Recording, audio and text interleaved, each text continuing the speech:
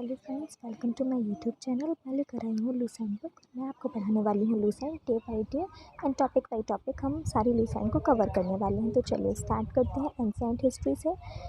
सबसे पहले इतिहास जानने के 4 स्रोत होते हैं: धर्म ग्रंथ, ऐतिहासिक ग्रंथ, विदेशी यात्री और पुरातत्व। सबसे पहले धर्म ग्रंथ के अंदर आता है वेद, वेदांग, पुराण और उपनिषद। धर्म ग्रंथ में सबसे पुराना ग्रंथ है वेद। अब चलिए, वेद होते हैं 4 प्रकार के: ऋग्वेद, यजुर्वेद, सामवेद, अथर्ववेद। इन चारों वेदों के 4 उपवेद होते हैं: आयुर्वेद, धनुर्वेद, गंधर्ववेद और शिल्पवेद। और वेदों की रचना की थी महर्षि कृष्णद्वैपायन वेद व्यास ने। तो चलिए, अब मैं आपको एक बार फिर से रिकॉल कराती हूँ। वेद 4 प्रकार के होते हैं: ऋग्वेद, यजुर्वेद, सामवेद, अथर्ववेद। और इन चारों वेदों के 4 उपवेद होते हैं। वेदों की रचना की थी महर्षि कृष्णद्वैपायन वेद व्यास ने। तो चलिए, अब आपको इतना क्लियर हुआ होगा। ऐतिहासिक ग्रंथ के अंदर आते हैं जातक, आगम, अष्टाध्यायी, राजतरंगिणी। विदेशी यात्री हमारे यहाँ आए थे चीनी, यूनानी, रोमन और अरबी लेखक। तो चलिए, ग्रंथ धर्म ग्रंथ के अंदर सबसे पुराना है धर्म ग्रंथ वेद। वेद 4 हैं और चारों वेदों के 4 उपवेद हैं और वेदों की रचना की थी महर्षि कृष्णद्वैपायन वेद व्यास ने। अब चलिए, ऋग्वेद को हम थोड़ा सा डिटेल में समझते हैं। ऋग्वेद के अंदर 10,462 ऋचाएँ होती हैं और इनको पढ़ने वाले होत कहलाते हैं। इसके अंदर 10 मंडल होते हैं। तीसरा मंडल सूर्य देवता और सावित्री को समर्पित है। 9वें मंडल में सोम देवता होते हैं। 8वें में हस्तलिखित ऋचाएँ होती हैं, इनको खिल कहा जाता है। और 10वें मंडल में पुरुष सूक्त है, यानी कि इसमें जातियों को 4 वर्णों में बांटा गया है: ब्राह्मण, क्षत्रिय, वैश्य और शूद्र। इसके बाद आता है ईसा मसीह का जन्म। तो सब बहुत कंफ्यूज होते हैं बीसी में और एडी में। बीसी होता है ईसा मसीह के जन्म के पहले का समय और एडी होता है ईसा मसीह के जन्म के बाद का समय। तो चलिए, इसको हम समझते हैं संवत के अनुसार। तो हमारे यहाँ होते हैं 4 संवत: विक्रम संवत, शक संवत और गुप्त संवत और हिजरी संवत।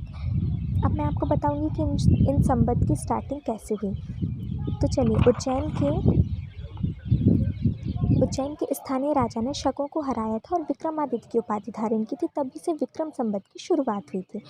शक संवत की शुरुआत हुई थी कुषाण वंश के शासक थे कनिष्क। ये सबसे ज़्यादा प्रतापी राजा थे। इनका जब राज्याभिषेक हुआ था उसी समय शक संवत की स्थापना हुई थी, शक संवत शुरू हुआ था। इसके बाद आता है गुप्त संवत। गुप्त संवत की शुरुआत की थी चंद्रगुप्त प्रथम ने। इसके बाद हिजरी संवत मोहम्मद साहब ने शुरू किया था। इनकी मक्का से मदीना की यात्रा हिजरी संवत कहलाती है। और हमारे यहाँ फर्स्ट मंथ होता है चैत्र और लास्ट मंथ होता है फाल्गुन।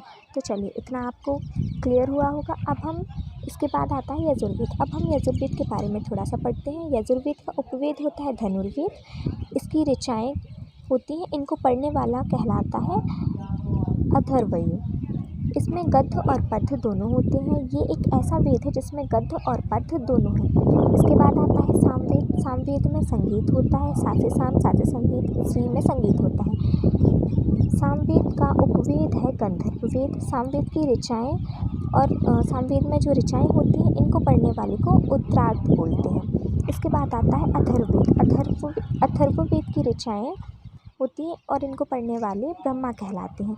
इस वेद में जादू टोना है, वशीकरण है, बलिदान है और इसका उपवेद कहलाता है शिल्पवेद। इसी वेद में कन्या के जन्म की निंदा की गई है। अथर्ववेद में प्रजापति नामक देवता हैं, इनकी 2 पुत्री हैं, सभा और समिति। इसके बाद वेदों को जानने के लिए वेदांग की रचना की गई थी और वेदांग सिर्फ 6 होते हैं: शिक्षा, ज्योतिष, कल्प, छंद, व्याकरण और निरुक्त। ये सिर्फ 6 वेदांग होते हैं: शिक्षा, ज्योतिष, कल्प, छंद, व्याकरण और निरुक्त। इसके बाद आता है पुराण 18 होते हैं। पुराणों की रचयिता है लोमहर्ष या उनके पुत्र उग्रसभा को भी हम कह सकते हैं। सबसे प्राचीन पुराण है मत्स्य पुराण। ये शुरू हुआ था आंध्र सातवाहन वंश में, फिर ये जाना जाता है। फिर विष्णु पुराण की शुरुआत हुई थी मौर्य वंश से। वायु पुराण की शुरुआत हुई थी गुप्त वंश से। वेद के बाद आते हैं ब्राह्मण के बाद आरण्यक के बाद उपनिषद की संख्या होती है 108। और उपनिषदों में सबसे छोटा उपनिषद है छांदोग्य उपनिषद का मतलब होता है गुरु के पास में बैठकर ज्ञान प्राप्त करना।